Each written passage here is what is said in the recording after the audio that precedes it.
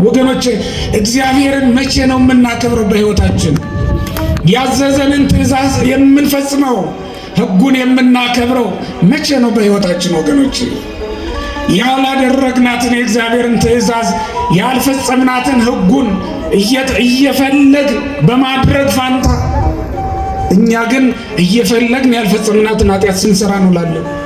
በተቃራኒ መንገድ ማለት ነው። ኃጢአትን ከስራ ነቅሎ መጣል ማውጣት ይገባል፣ ከልባችን ማጥፋት። ምክንያቱም ልባችን የእግዚአብሔር ቃል ሊዘራበት የተዘጋጀ ልዩ ማሳ ነው። እግዚአብሔር ዘሩን ሊያስቀምጥበት ያዘጋጀው ቦታ ነው፣ የከበረ ቦታ ነው። ልብህን ለእግዚአብሔር ስጠው፣ እሱ ዓለምን ይሰጥሃል። ልብህን ለእግዚአብሔር ስጠው፣ ሁሉን ጠቅልሎ ላንተ ያስገዛሃል።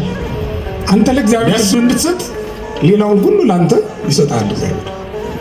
ልብህን ለእግዚአብሔር ብታስገዛ፣ ልብሽን ብታስገዢ ሌላውን ነገር ላንቺ እግዚአብሔር ያስገዛዋል። በስመ አብ ወወልድ ወመንፈስ ቅዱስ አሐዱ አምላክ። ክቡር አባታችን ቆሞስ ርዕሰ ልኡሳን አባ ተክለ ማርያም የዚህ ታላቅ ገዳም ዋና አስተዳዳሪ፣ ክቡራን ሊቃውንተ ቤተ ክርስቲያን፣ የተወደዳችሁ የእግዚአብሔር ቤተሰቦች በልዑል አምላክ በሕያው እግዚአብሔር ስም እንደምን አደራችሁ? እንደምን ሰነበታችሁ? ለዚህ ዕለት ለዚህ ሰዓት እንኳን አደረሳችሁ።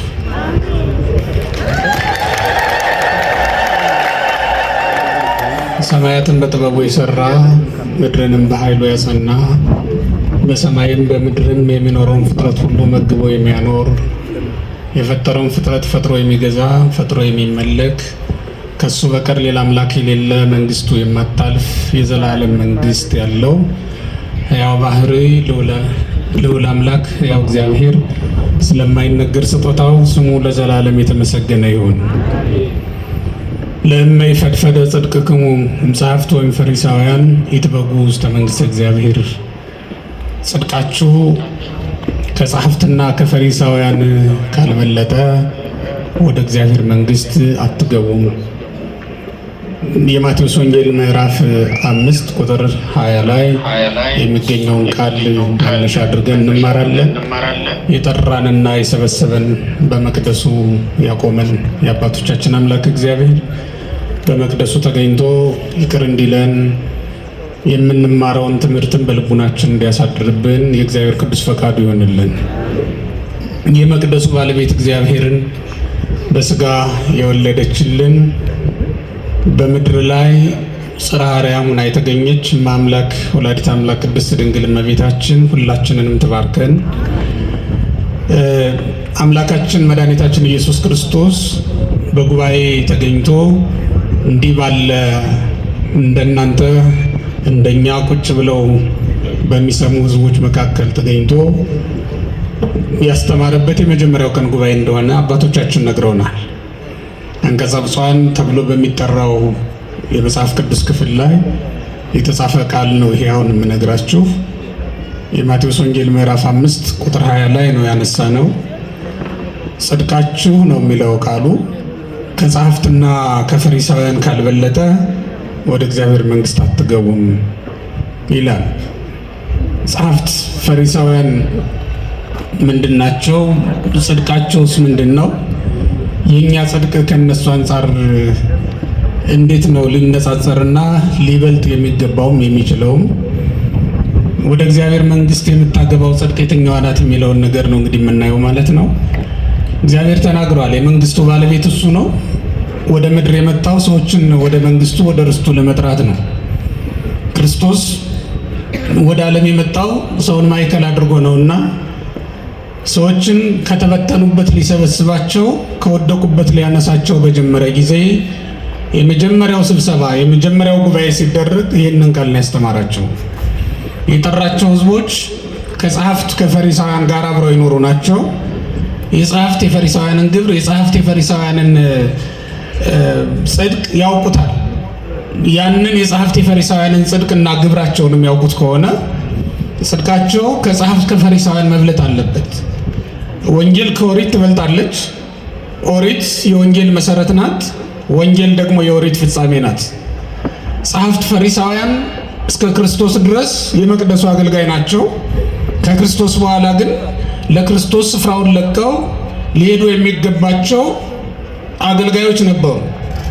እነሱ ግን የመቅደሱን ባለቤት ክርስቶስን ከመቅደስ ሊያስወጡ ሞከሩ እንጂ እነሱ የክርስቶስን ስፍራ ሊተውለት ሊለቁለት አልተቻላቸውም፣ አልተገባቸውም። በሕጋቸው የሚበልጠው ሊቀ ካህናት እያለ የሚያንሰው ሊቀ ካህናት አይማርክም።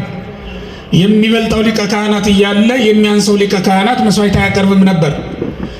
እነሱ ግን ያንን ተላልፈው የሚያንሱ ሆነው ሳለ ከሚበልጣቸው ከክርስቶስ በላይ በልጠው ሊባርኩ መስዋዕት ሊያቀርቡ አሰቡ። ያልተቀበልላቸው ያልወደደላቸውም ነገር ይሄ ነው። መቅደሱን በልዩ ልዩ ምክንያት አሳድፈውት እግዚአብሔር እንዲለየው አድርገውት ስለነበረ ክርስቶስ በመቅደሳቸው ተገኝቶ አስተምሯል፣ ድውያንን ፈውሷል ካልሆነ በስተቀር መስዋዕት ሊያቀርብበት አልፈለገም። በመጀመሪያም እንደምታውቁት አልተወለደበትም። የከብቶችን በረት የመረጠውን ያክል ቤተ መቅደሱን አልመረጠውም። እረኞችን የመረጣቸውን ያክል ጸሐፍትና ፈሪሳውያንን ወይም በዛ ወቅት የነበሩትን ምሁራን የሚባሉትን ሰዱቃውያንንና ካህናቱን አልመረጣቸውም። በዚያ ዘመን ከየዋህነት ጋር እረኝነት ይሻል ነበር፣ በእግዚአብሔር ዘንድ የተመረጠ ያደርግ ነበር። ከተንኮል ጋር ካህንነት ከመያዝ ከየዋህነት ጋር እረኝነት ይበልጣል ማለት ነው። ምክንያቱም እግዚአብሔር የዋሃን እረኞችን ሲመርጥ አዋቆች ካህናትን በክፋት ይኖሩ የነበሩት የቤተኞች ካህናትን አልመረጣቸውምና ነው። ከየዋህነት ጋር ያለ እረኝነት ከትዕቢት ጋር ካለ ካህንነት እውቀት የሚበልጥ የሚሻል ስለሆነ ነው በእግዚአብሔር ዘንድ። በሰው ዘንድ ያለውን ከበሬታ አትመልከቱ።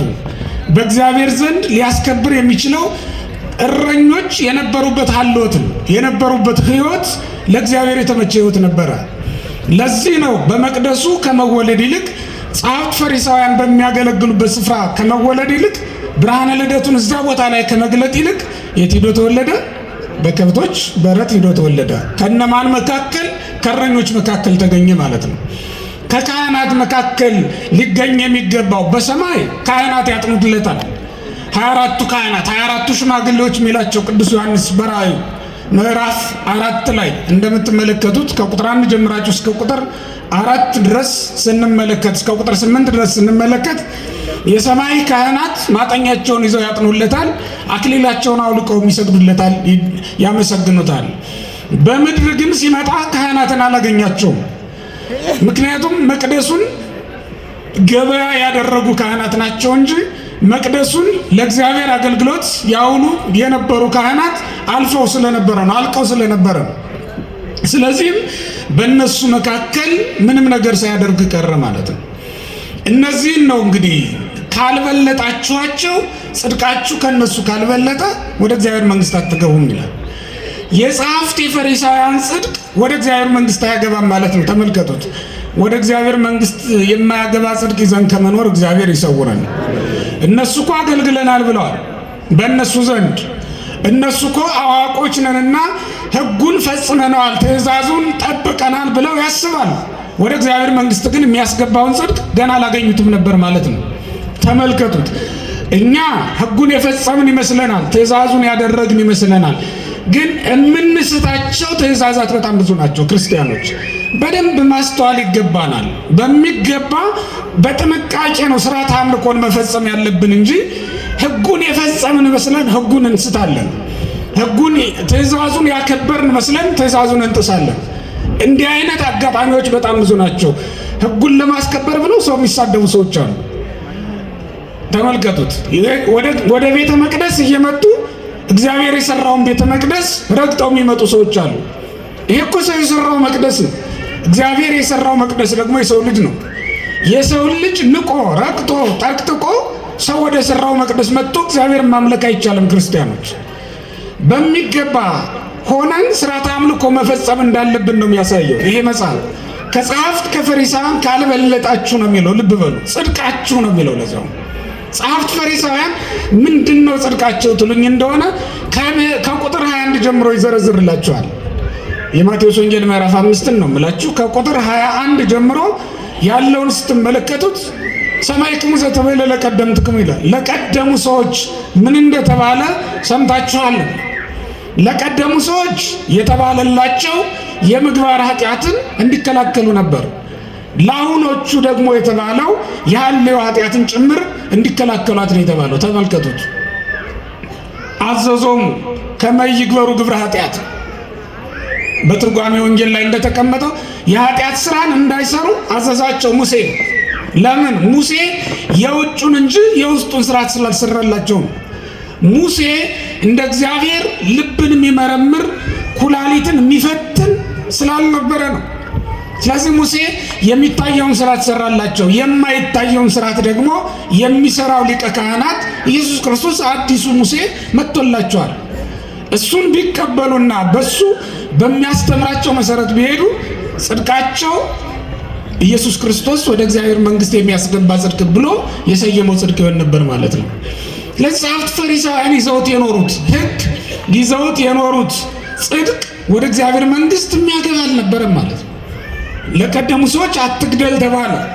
ኢየሱስ ክርስቶስ ደግሞ የለም መግደል ብቻ አይደለም እንዳታስበው፣ እንደውም በወንድም ላይ በከንቱ እንዳትቆጣለ። ኢየሱስ ክርስቶስ ኃጢአትን ከስሯ ስለመንቀል ያስተምረናል ይላል ትርጓሜ ወንጌል።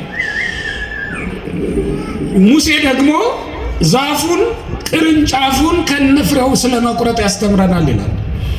የዛፍ ስር አለው እንደምታውቁት፣ ከዚያ ደግሞ ግንድና ቅርንጫፍ አለ። የኃጢአትን ስር ግንድና ቅርንጫፍ አላት። ተመልከቱት። የዛፍ ስር እንዳለው ሁሉ ግንድ እንዳለው ሁሉ ቅርንጫፍ እንዳለው ሁሉ ኃጢአትም ሶስት ወገን ናት። በሶስት ወገን ትፈጸማለች ማለት ነው። ዛፍ ሶስት ወገን አለው ብያችኋለሁ አይደል? ምን አልኳችሁ? ንገሩኝ አንድ ላይ። ስር፣ ግንድ እና ቅርንጫፍ አለው። ተመልከቱት። ይሄ ሁሉ አንድ ላይ ሆኖ ምን ይባላል? አንድ ግንድ ነው አይደል? ወይም አንድ ዛፍ ነው የሚባለው። ስሩ የጸና እንደሆነ ግንዱ ይቆማል። ግንዱ የቆመ እንደሆነ ቅርንጫፉ ፍሬ ይሰጣል ማለት ነው። ከዛ በኋላ ራሱን እያባዛ ነው የሚሄደው፣ አይጠፋም ዘሩ ማለት ነው በምድር ላይ። ኃጢአትም ልክ እንደዚያ ናት። የኃጢአት ስር አላት፣ እሱም ሐልዮ ይባላል። ምን ይባላል አልኳችሁ? ሐልዮ ይባላል። እሱ ምን ሆነው ለኃጢአት ምን ሆነው? ስር ነው።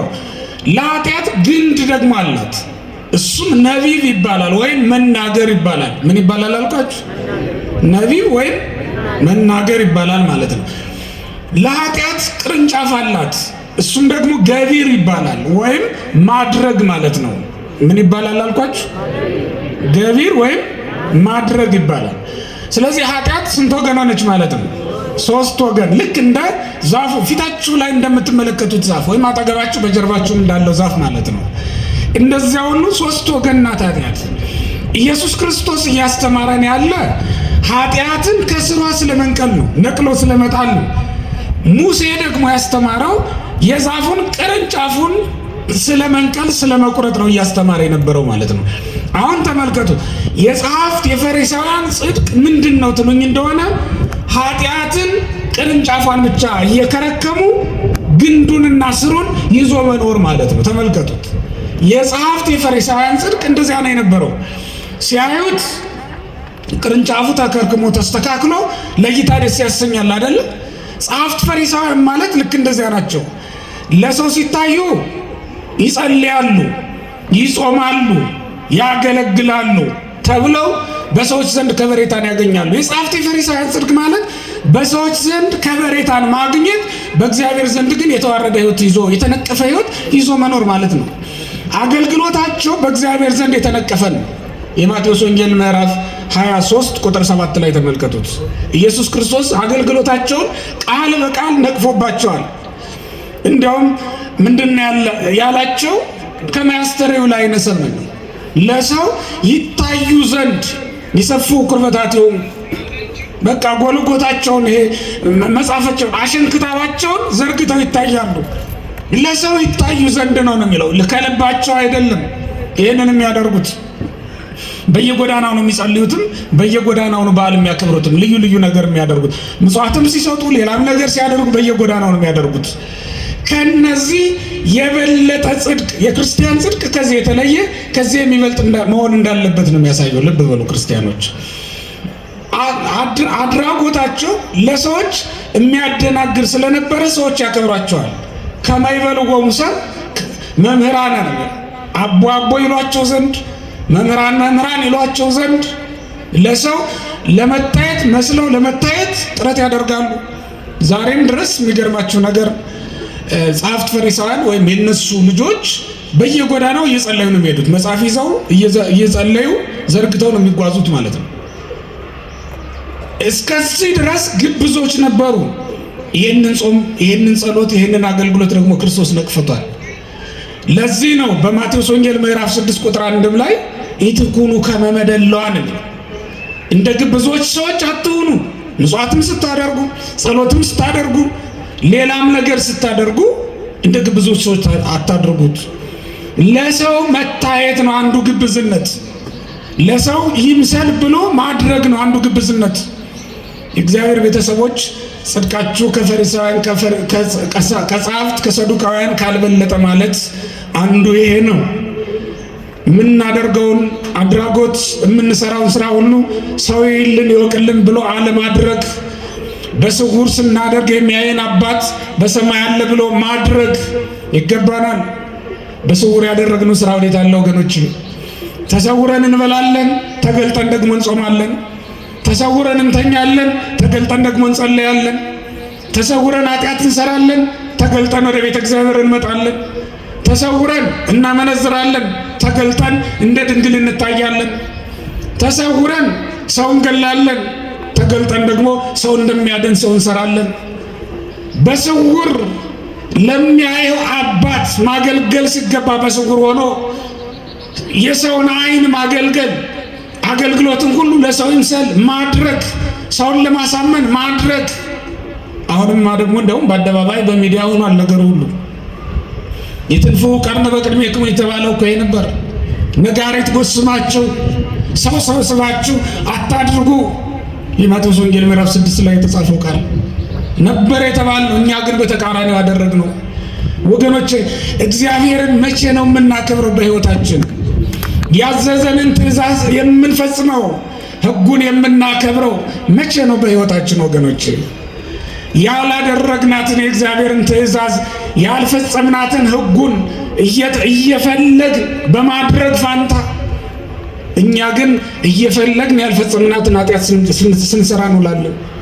በተቃራኒ መንገድ ነው የምንሄደው።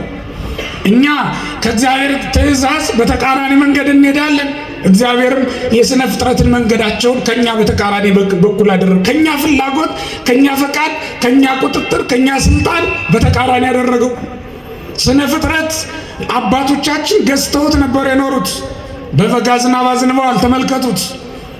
በበጋ ዝናብ አዝንበዋል። በበጋ ስንዴ ዘርተው አብቅለዋል። እና አቡነ እነ ታዲዮስ ሐዋርያው በግራር ላይ ስንዴ አበራየው። ጌዴዎን ከመሳፍንት አንዱ መጽሐፈ መሳፍንት ምዕራፍ 6 ላይ እንደምናነበው ከሰማይ ጠል ይውረድልኝ ባለ ጊዜ ጠል ከሰማይ ወርዶለታል። ምድርን የሚያረስ ጸምሩን የሚሞላ ቢጨመቅ ጋን የሚሞላ ጸምሩ ላይ ጠል ወርዶለት ነበር ይላል። ይህንን አድርገዋል። ስነ ፍጥረትን ያዘዙታል ነበረ። እኛ ግን ስነ ፍጥረትን ማዘዝ የሚችል ስልጣን የሌለን ሆነናል። የእግዚአብሔርን ትእዛዝ በሻርን ቁጥር ስልጣናችንን እንቀማለን። ክርስቲያኖች፣ በነገራችን ላይ እንደ ሰው ደካማ የለም በዚህ ምድር ላይ። ግን ደግሞ እንደ ሰው በሁሉም ነገር ላይ የሰለጠነ ማንም የለም። ተመልከቱት። ዝሆን ግዙፍ ነው፣ ሰው ግን ታናሽ ነው። ትልቁን ዝሆን ሰው ይገዛዋል። አንበሳ ኃያል ነው፣ ሰው ደግሞ ደካማ ነው። ኃያሉን አንበሳ የሰው ልጅ ያስረዋል፣ ይዞ ይመራዋል። ነብር ፈጣን ነው፣ የሰው ልጅ ደግሞ ዝግተኛ ነው፣ ዘገምተኛ ነው። ከነብር አንጻር ሲታይ ነው። ተመልከቱት። ፈጣኑን ነብር የሰው ልጅ ሩጦ ይቀድመዋል። ይህ ሁሉ የሆነው ግን እግዚአብሔር ሰውን በነገሮች ሁሉ ላይ ስላሰለጠነው ነው። በዚህ ምድር ላይ እንደ ሰው ደካማ ምን አለ? እንደ ሰው ድሃ ምን አለ? በእውነት ይህን ሁሉ ድህነት ይዘን እኛ ግን እንታበያለን። ሀብት በሌላቸው ሰዎች ላይ እንሳለቃለን። ድሃ ከካም ብለን እንሳደባለን። ምንም አንለዋለን። ግን እንደ ሰው ያለ ራቁቱን የተወለደ ወይም ራቁቱን የሚወለድ እኮ ሰው ብቻ ነው ታውቃላችሁ። ሌላው ሁሉ ልብሱን ለብሶ ነው የሚመጣው። እንስሳቱ፣ አራዊቱ ልብሳቸውን ለብሰው ይመጣሉ። እንደ ሰው ራሱን የሚያድንበት መከላከያ የሌለው እኮ ፍጥረት የለም። እንስሳቱ፣ አራዊቱ ቀንዳቸው፣ ጥፍራቸው አብሯቸው ነው፣ ከነሱ ጋር ነው። ሰው ግን ራሱን የሚያድንበት ምንም ነገር የለውም። ስለዚህ እንደ ሰው ድሃ አለ እንደ ክርስቲያኖች? ምድርን ተጠግቶ የምድር ጥገኛ ሆኖ የሚኖር ፍጥረት እኮ ነው። ምድርን በልቶ ምድርን ለብሶ የሚኖር ፍጥረት እኮ ነው። ያለበሰውን የለበሰው ይነቅፈው ዘንድ ይንቀው ዘንድ በእውነት የለበስከው ራሱ አፈር አይደለም እንዴ? የለበስነው ልብስ እኮ መልኩ ነጭ መሆኑን አትመልከቱ። የእግዚአብሔር ቤተሰቦች ነጭ የሆነው ከአፈር የተገኘው ጥጥ እኮ ነው። እሱም አፈር ነው። አፈር ላይ ብንጥለው ነገ ተመልሶ ወደ አፈርነት የሚለወጥ ነገር ነው። ተመልከቱት። አፈር ለብሶ ምንም ባልለበሰ ሰው ላይ እንዴት ሊታበይ ይችላል አንድ ሰው? ክርስቲያኖች ይሄ ሊሆን አይችልም። እንደ ሰው ምንም ድሃ የለም። ምናልባት በውድ ዋጋ የተገዛ የወርቅ ጌጥ የወርቅ ጉትቻ አድርገን ሊሆን ይችላል ዛሬ የምንወጣው።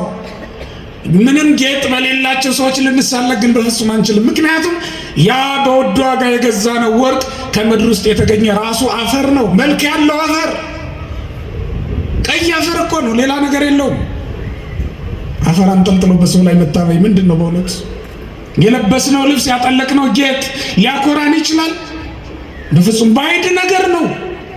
ሰዎች አውልቀው ቢወስዱት የገሌ ነኝ የማይል ደካማ ነው። በዚህ ልንታበይ በፍጹም አንችልም፣ አይገባንም። ከጸሐፍት ከፈሪሳውያን መብለጥ ማለት እንዲህ ስናደርግ ነው ክርስቲያኖች። ኃጢአትን ከስሯ ነቅለን ስንጥል ክርስቶስ ያስተማረን ይሄንን ነው። ክርስቶስ ሰማረነ ከመ ትትመላህ ምስሯ ነው የሚለው።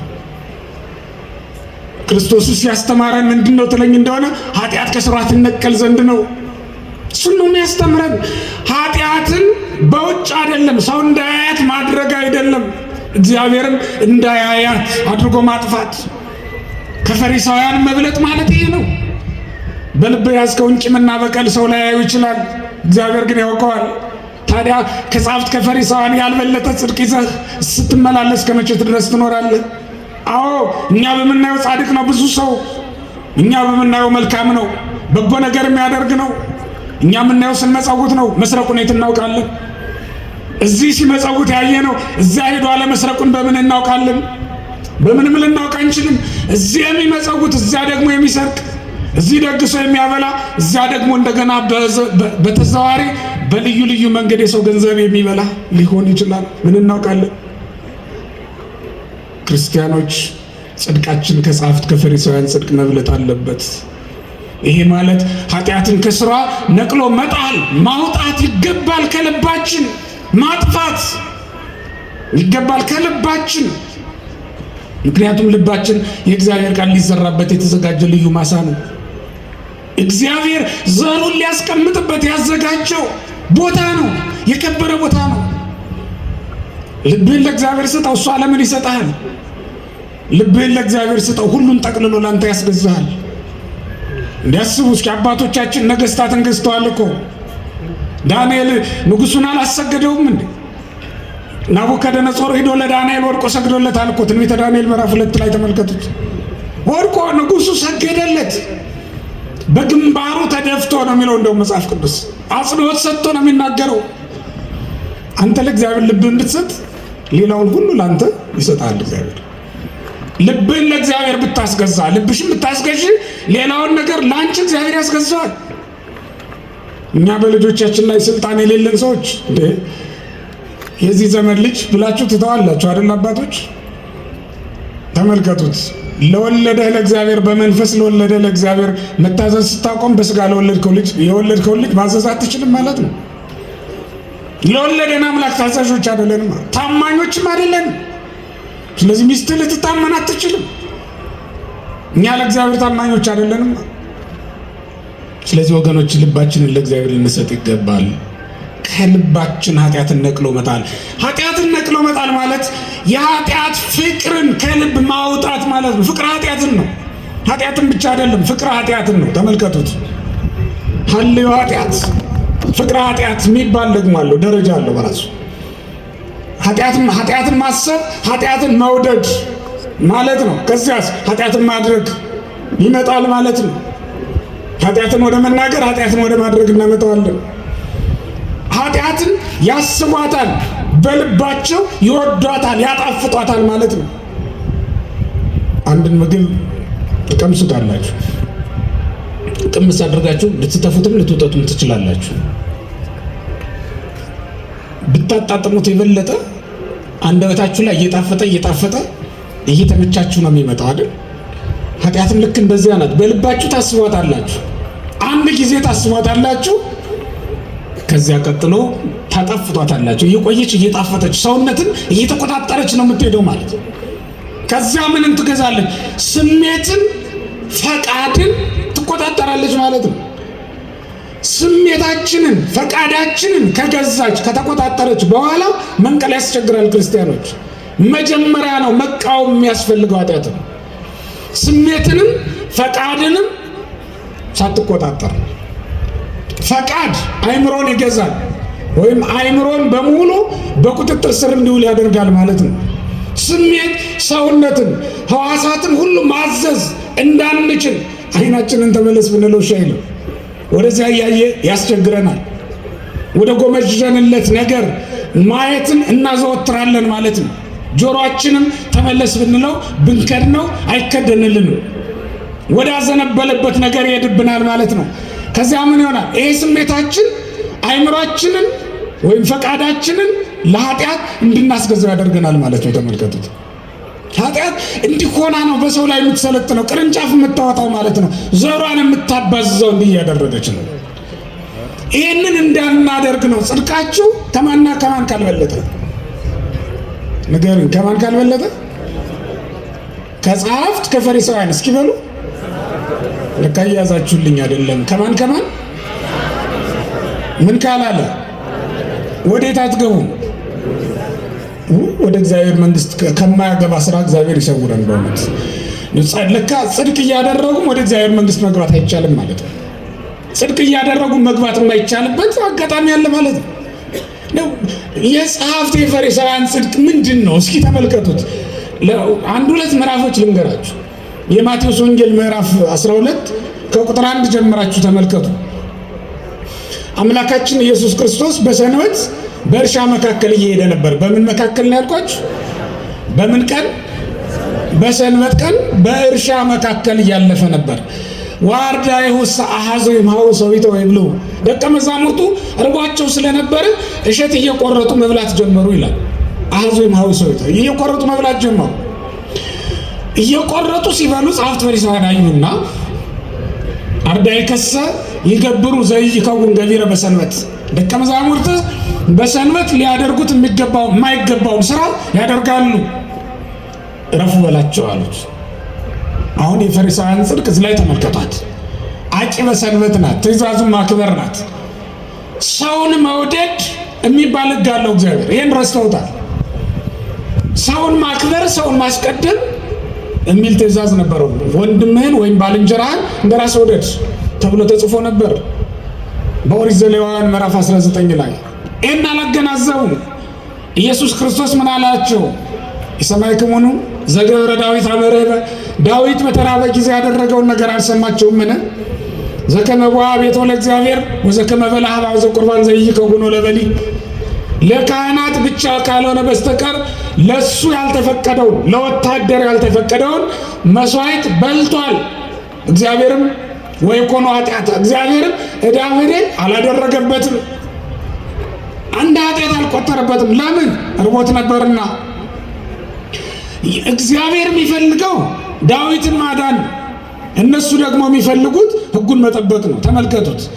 ጸሐፍት ፈሪሳውያን በሕጋቸው ሰው ሲሞት ቢያዩትም ትእዛዙን ሽረው አያድኑትም ማለት ነው። ሰውን ማዳን ከሁሉም ነገር እንደሚበልጥ ነው የሚያሳየው። ተመልከቱት። ከሁሉም ፍቅር እንደሚበልጥ ያሳየናል። ሰውን መውደድ፣ ሰውን ማስቀደም ይበልጣል ማለት ነው። ተመልከቱ። የጸሐፍት የፈሪሳውያን ሕጋቸው ወይም ጽድቃቸው ይህች ናት። የእግዚአብሔርን ትእዛዝ እንፈጽማለን ይላሉ፣ ግን የእግዚአብሔርን ትእዛዝ ደግሞ ይረሳሉ፣ ይጥሳሉ ማለት ነው። ሰውን ማዳን ወንድምን መርዳት እኮ አንዱ ትእዛዝ ነበር። እንኳን ሌላውን ጠላትህንም ቢሆን ይላል በኦሪት ዘጸአት ምዕራፍ 23 ላይ ስንመለከት ለመረይ ካርገ ጸላይ ከዘታየሎ ጾሩ ይተታደው የጠላትህ አህያ ወድቆ ብታየው እንደተሸከመ ሆኖ ሸክሙ ከላዩ ላይ ወድቆበት ብትመለከት አልፋዋቴት አንሳና አድነው ብለውት ነበር። ግን እነሱ የጠላቶቻቸውን አህያ እንዲያድኑ እንዲያነሱ የታዘዙ ሰዎች እነዚህ ሰዎች እርቧቸው ሲመገቡ እንኳን ቢመለከቷቸው ነቀፋቸው። የፈሪሳውያን ጽድቅ ነቀፋ የሚበዛበት ነበር። ተመልከቱት። ሰውን የሚነቅፍ ሰው በእኛ መካከል የለም። የፈሪሳውያን ጽድቅ እኮ ማለት ይሄ ነው። ይሄ ሰው ካህን አይደለም እንዴ? ይሄን ያደርጋል። ይሄ ሰው መነኩሴ አይደለም እንዴ? እዚህ ይኖራል፣ እዚህ ምን ያደርጋል የሚሉ በጣም ብዙ ሰዎች ነው ያሉ። ይሄ የፈሪሳውያን ጽድቅ ይባላል ማለት ነው። ክርስቲያኖች ሰውን ማዳን ነው የመጀመሪያው ነገር። ደጉ ሳምራዊ እኮ የተደነቀበት አንዱ ነገር ሰውየውን ለማዳን ያደረገው ጥረት ነው። አንዱ በጎዳና ሲሄድ ከኢየሩሳሌም ወደ ኢያሪኮ ሲሄድ በጎዳና ላይ እንደወደቀና ወንበዴዎች እንደደበደቡትና እንዳቆሰሉት መጽሐፍ ቅዱስ ይነግረናል። ከካህናት ወገን አንዳንዶቹ አዩት። በዚያ ጎዳና ሲያልፉ ካህናት በዚያ ለአገልግሎት ወደ ኢየሩሳሌም ሲያቀኑ አዩት። አገልግሎት እንዳይረፍድባቸው ሲፋጠኑ ጥለውት ሄዱ። ወተሃዩ አለፈ ይላል። ወተሃዩ አለፈ ሆረ አይቶ ዝም ብሎ ችላ ብሎት ሄደ። ለምን? እሱ ቤተ መቅደሱን ሊያገለግል እንጂ የተመደበ ሰውን ሊያገለግል አይደለም። ሰውን ማገልገል እግዚአብሔርን ማገልገል እንደሆነ አያውቁም። እዚያ በመቅደስ የሚያገለግለው እግዚአብሔር ይህን ሰውዬ በማገልገሉ እንደሚደሰትበት አያውቅም። ይሄ ሳምራዊ ግን ሲመጣ አየውና ሌዋዊውም አልፎት ቤት ካህኑም አልፎት ቤት ሌዋዊው ግን ማነው ሳምራዊው ግን አየውና ወረዮ ምህሮ ነው ራራለት፣ አዘነለት።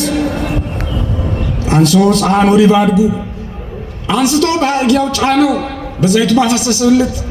ቁስሉ ላይ ዘይቱን አፈሰሰበት። ዘይት በባህሪው ቁስል ያደርቃል ወይም ጠፈፍ ያደርጋልና እየተፈረቃ እየነቃ እንዳይደማበት እንዳይቆስልበት ዘይቱን አፈሰሰበት። ከዛም ወደ አቃቤ ሥራይ ደግሞ ወሰደው ወደ ባለ መድኃኒት ይላል መጽሐፍ ቅዱስ የሚነግረን እውነት ይሄ ነው። ሰውን ማዳን ከሁሉም ነገር ይቀድማል ማለት ነው። ወገኖች ባልንጀሮቻችንን እንጠላለን፣ እግዚአብሔርን ደግሞ እንወዳለን። ከባልንጀሮቻችን እንሸሻለን፣ ወደ እግዚአብሔር ደግሞ እንቀርባለን። እውነት ነው። ልንሸሸው የሚገባ መሸሽ አለ፣ ልንሸሸው የሚገባ ህብረት አለ። ግን ደግሞ ከሰው ርቆ ሰውን ጠልቶ እግዚአብሔርን መውደድ እንዴት ይቻላል ወገኖቼ? እንደዚህ አይደለም። መጽሐፍ የሚለው በባልንጀራችን በኩል በሰዎች በኩል እግዚአብሔርን ልናገኘው እንደምንችል ነው የሚያሳየን። ሰውን መውደድ እግዚአብሔርን የመውደድ መገለጫ ነው። ሰውን ማገልገል እግዚአብሔርን የማገልገል ምልክት ነው። ክርስቲያኖች ሰውን መውደዳችን ወዴት አለ? እግዚአብሔርን መውደዳችን ወንድሞቻችንን በመውደድ መረጋገጥ አለበት። ይህን ቤተ ክርስቲያን ስታነጥፉት ስትጋርዱ ድሆችንም እንዳትረሱ። ይህን ቤተ ክርስቲያን ለመሳለም ታቦቱን ለማክበር ወደዚህ ስትገሰግሱ ሰውን እንዳትረግጡ፣ በሰው ላይ እንዳትረማመዱ ተጠንቀቁ። እግዚአብሔር በሰዎች ልብ ውስጥም አለ፣ እዚህ መቅደስ ውስጥ ብቻ አይደለም። ምናልባትም ከረግጣችኋቸው ከናቃችኋቸው ሰዎች መካከል አንዱ የእግዚአብሔር ቤተ መቅደስ ሊሆን ይችላል። የምናውቀው ነገር የለም። የነቀፋችሁት፣ የረገጣችሁት፣ የተዋችሁት፣ የናቃችሁት የእግዚአብሔርን ቤተ መቅደስ ሊሆን ይችላል። መቅደሱን ንቆ መቅደሱን ማክበር ይቻላል እንዴ ወገኖቼ? እንደዚያ እኮ የለም። እግዚአብሔር አይደል እንደ ያንን ሰው ነፍስና ስጋውን አዋህዶ የፈጠረው? እግዚአብሔር አይደል እንደ በደሙ ያዳነው የፈወሰው? ዋጋ የተከፈለለትን ያንን ሰው መናቅ በፍጹም አይገባም። የፈሪሳውያን ጽድቅ እንደዚህ አይነት ነበረ። ሰውን ይንቃሉ፣ ሕገ እግዚአብሔር ግን እንጠብቃለን ይላሉ። የፈሪሳውያን ጽድቅ ሄደው ይሄ ወደ እግዚአብሔር መንግሥት አያገባም። ጌታችን መድኃኒታችን ኢየሱስ ክርስቶስ የነገራቸው ነገር ይሄ ነበር። ሌላው የጸሐፍት የፈሪሳውያን ሕግ ደግሞ ጽድቃቸው የውጩን መጠበቅ የውስጡን ግን መሻር ነበር። በማቴዎስ ወንጌል ምዕራፍ 15 ቁጥር 1 ላይ ተመልከቱት። ጌታ በሚያስተምርበት ስፍራ ላይ መጥተው ጸሐፍት ፈሪሳውያን አንድ ጥያቄ ጠየቁ። ለምን ትታደዋል? አርባዕቱ ትእዛዝ ረበናት የመምህራኑን ሕግ ደቀ መዛሙርቱ ይሽራሉ። እስመ ኢይታጸቡ እደዊሆሙ ሶበ ይበልዑ ኅብስተ እንጀራ ሲበሉ እጃቸውን አይታጠቡምና ብለው ጠየቁት። አንተ ምን የተታደው ትእዛዝ እግዚአብሔር በእንተ ሥርዓትክሙ? እናንተም እኮ ትእዛዝ እግዚአብሔርን ትጥሳላችሁ።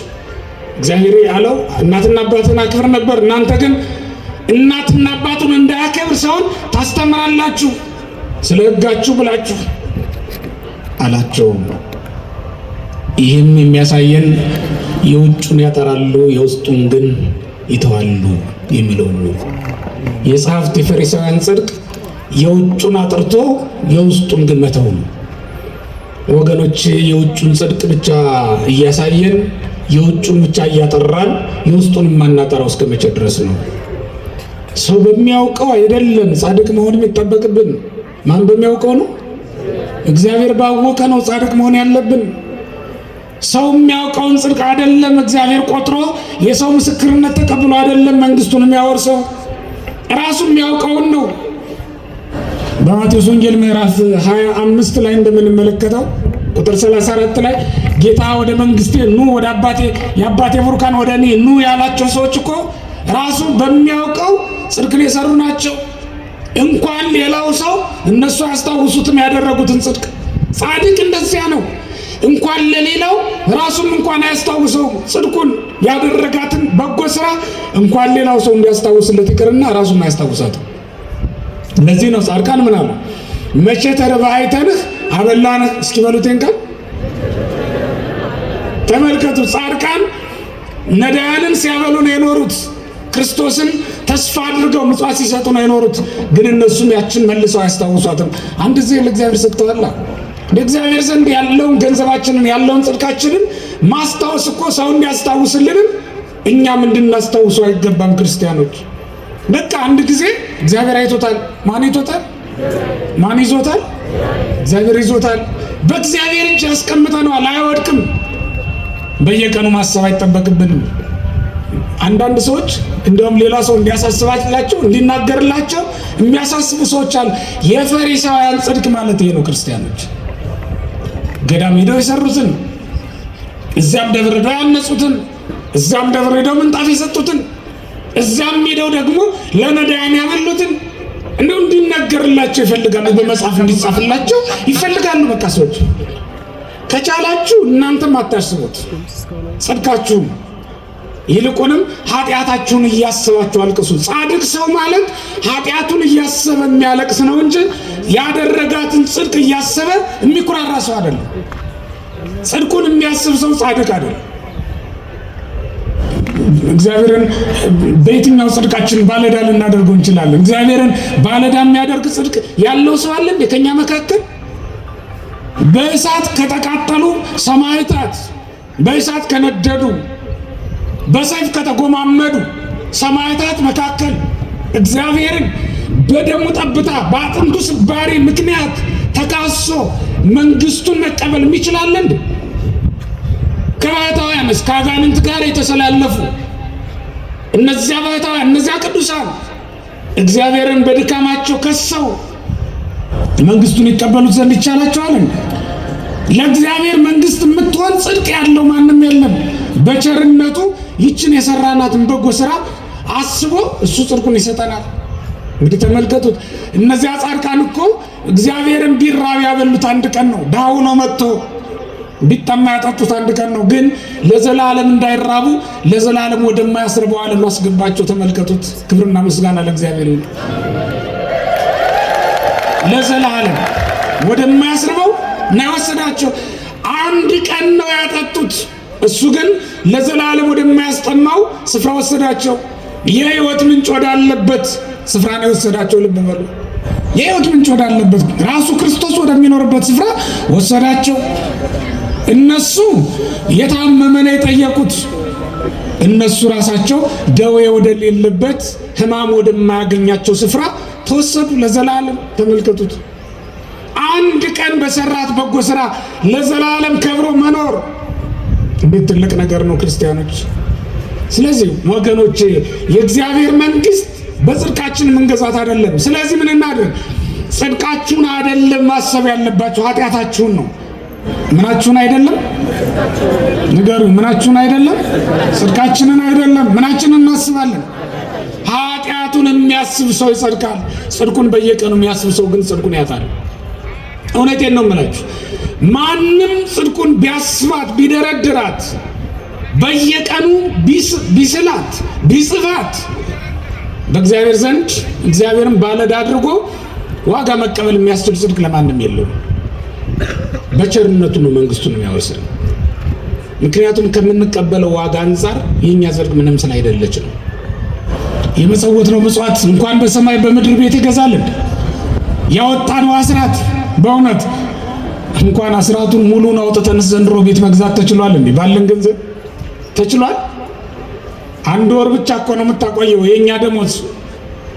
አንድ ሰው ቤት ውስጥ ገብተን አንድ ወር ብቻ ነው መቆየት የምትችለው አይደል? በአንድ ወር ደሞዝ እዚህ ቤት እንኳን በምድር እንኳን ቤት መግዛት አይችልም፣ እንኳን በሰማይ። እግዚአብሔር ግን በጽዋ ውሃ መንግስቱን ያወርሳል። ይህንን ያደረገው ቸርነቱ ነው። ስለዚህ ጽድቃችን እንደ ፈሪሳውያን ቆጥረን ሰፍረን የምንይዘው አይደለም። በተለይ ደግሞ የውጩን እያነጻን ሰው የሚያየውን ነገር እያሳመር ሰው የማያየውን ደግሞ እያቆሸሽ ልስን መቃብሮች አስመሳዮች ሆነን እስከ መቼ ድረስ እንቀጥላለን? በእውነት እስከ መቼ ድረስ እንቀጥላለን? ጽድቅ የሚመስል ኃጢአት እያደረግን እስከ መቼ ድረስ እንቀጥላለን? ጻድቅ የሚመስል ኃጢአተኛ ሰውነት ይዘን እስከ መቼ ድረስ እንቀጥላለን? ጻድቅ የሚመስል ኃጢአተኛ ሰውነት አያችሁት? ጻድቅ የሚመስል አንደበት ይዘን ሚስቱን በአንደበቱ የሚለበልባት የሚገርፋት ሆኖ ሳለ እዚህ ሲመጣ ግን እንደው አንደበቱ እኮ አይሰማም የሚባል ይሆናል። ይሄ የፈሪሳውያን ምግባር ነው፣ የፈሪሳውያን በጎ ስራ ነው። ስለዚህ የተወደዳችሁ እግዚአብሔር ቤተሰቦች እግዚአብሔር እንዳዘዘ እግዚአብሔር እንደፈቀደ ጽድቃችን ከፈሪሳውያንና ከጸሐፍት ካልበለጠ ወደ እግዚአብሔር መንግስት መግባት በእውኑ አይቻልም። ወደ እግዚአብሔር መንግስት መግባት በእውኑ አይቻልም። ስለዚህ ወደ እግዚአብሔር መንግስት የሚያገባን ጽድቃችን ከፈሪሳውያን ሲበልጥ ነው። አስመሳዮች አንሆን። መብለጥ ማለት ይሄ ነው። ኃጢአትን ማድረግ ብቻ አይደለም፣ ማሰብን የምናቆም። ማሰብ ብቻ አይደለም፣ መውደድም ይቅርብን። የወደድናት ኃጢአት ገሃነም ታወርደናለችና ይህን ያደረግን እንደሆነ ጽድቃችን ከማንና ከማን ይበልጣል? ንገሩኝ። ከጸሐፍትና ይበልጣል። ያን ጊዜ ወደ ምን እንገባለን? ወደ ምን? ወደ መንግስቱ እንገባለን። ያስተማረን የመከረን እግዚአብሔር ስሙ ለዘላለም የተመሰገነ ይሁን። መመኪያ ያንተ ነህ